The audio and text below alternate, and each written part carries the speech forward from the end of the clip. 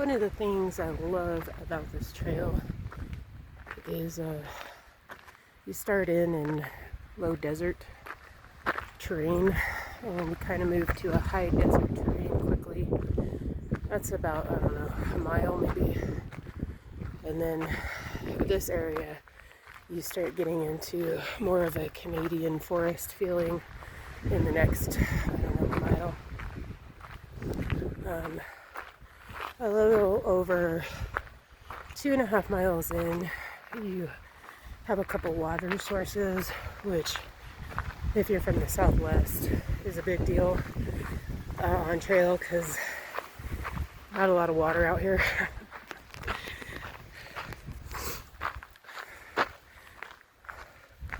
Elevation gain for this trail is about, I don't know, I think it's about 3,000 feet, maybe a little bit under that.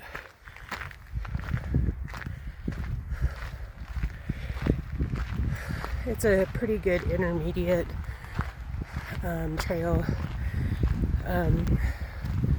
When I first started hiking, I started hiking at some volcanoes that we have. More in a desert terrain, not a lot of elevation with those. And it was a 8-mile loop. Really pretty, especially when you can get up there before sunset or sunrise. During the summer it's too hot to hike those areas, which is when I come to the Sandias to hike.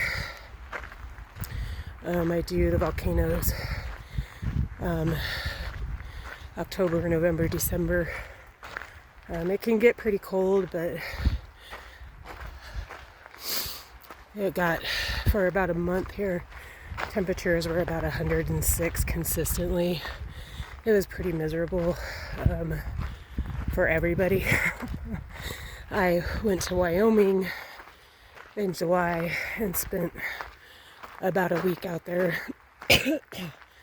in Medicine Bow National Forest with my parents, and got to hike Snowy Peak Range. It's called Brown's Loop, and that was absolutely beautiful.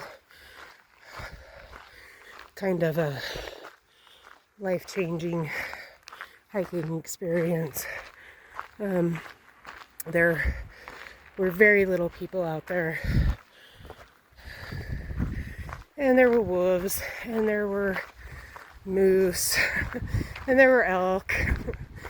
I did the loop counterclockwise,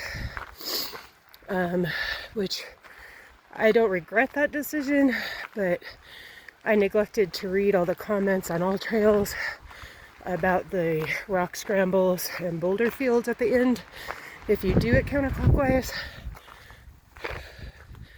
I'm pretty inexperienced at boulder fields, and I have to say they're not my favorite thing. The north and south gap on that trail, the boulder field between the two, is pretty intimidating. I did it. Proud of myself for getting through that. Only other option I had was to turn around and stay overnight, which I was prepared for. I had been warned by a lot of hikers on that trail that were coming off from camping over the weekend that there was a lot of gray wolves up there. And unfortunately, everybody had left, and I would have been up there completely by myself, which was not an option. I wasn't prepared to fight off gray wolves or moose that particular day. As you can see, we kind of get into some heavier forest on this area of the trail. This trail is pretty consistently uphill. It's about, 4.5 miles in with around a 3,000 foot elevation gain.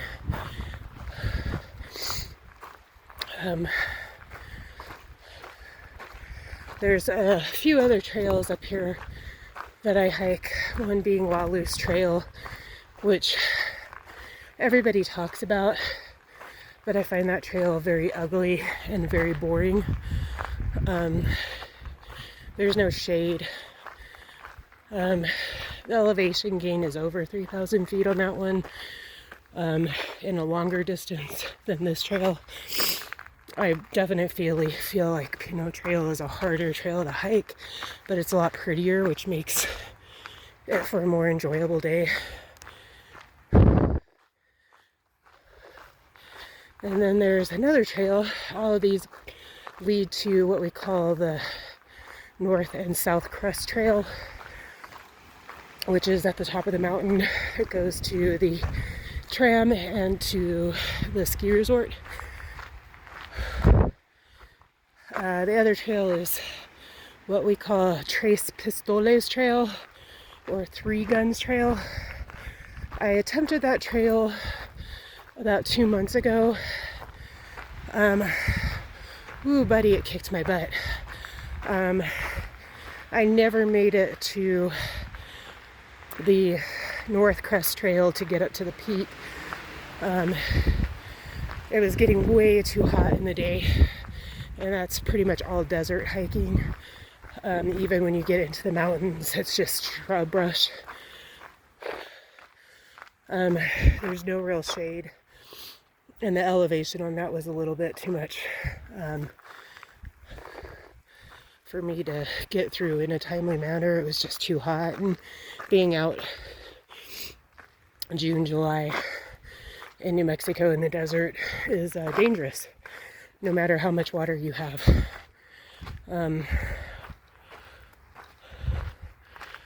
So I didn't finish that one. I'm going to try it again probably October, and see if I can get to the top on that one.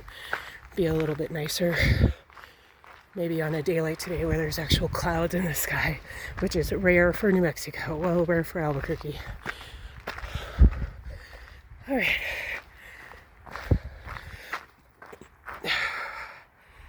We're gonna get a few more miles in, and I will update you guys then.